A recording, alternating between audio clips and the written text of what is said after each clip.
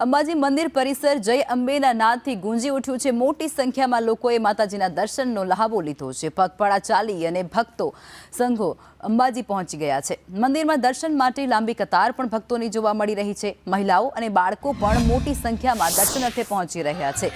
ખાસ કરી વડોદરા અને આણંદના સંઘો પણ આજે અંબાજી ખાતે પહોંચી ગયા છે।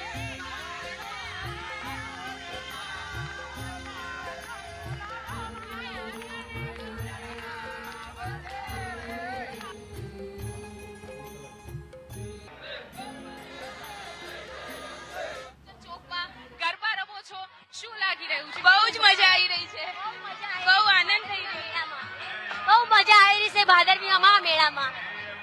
કેવો ભાવ ચાચર ચોકમાં ગરબા રમીને? બહુ મસ્ત ફિલિંગ આવે છે અમને ચાચર ચોકમાં ગરબા રમીને। તમે ક્યાંથી આવ્યા છો? સિમલવાડા, રાજસ્થાન।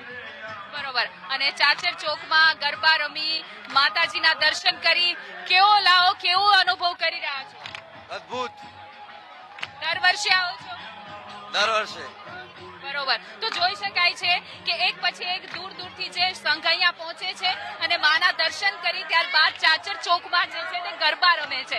ગરબા ઘૂમો છો ચાચર ચોકમાં અને માતાજીના દર્શન કર્યા, કેવું અનુભવી રહ્યા છો? અમને બહુ જ આનંદ થાય છે, દિલથી ગર્વ ફીલ થાય છે કે અહીંયા અમને ચાચર ચોકમાં ગરબા રમવાનો અનુભવ થયો। આજે મળવાનો બહુ સુખ થાય છે આજે અમને।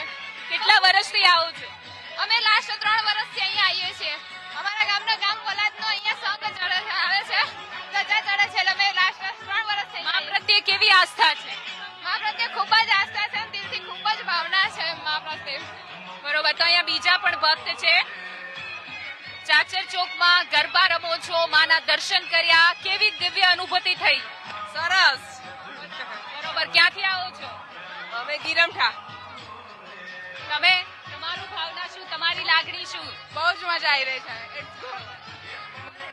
તો જોઈ શકાય છે કે અહીંયા દૂર દૂરથી જે પગપાળા ભક્તો આવે છે, ચાચર ચોકમાં ગરબે ઘૂમી રહ્યા છે, એક ઉત્સાહનો માહોલ છે અને ગમે એટલા કિલોમીટર દૂર અહીંયા પગપાળા આવી અને જ્યારે ચાચર ચોકમાં પગ મૂકીએ આ દિવ્ય વાતાવરણમાં એક અદ્ભુત અનુભૂતિ થાય છે અને તમામનો થાક ઉતરી જાય છે।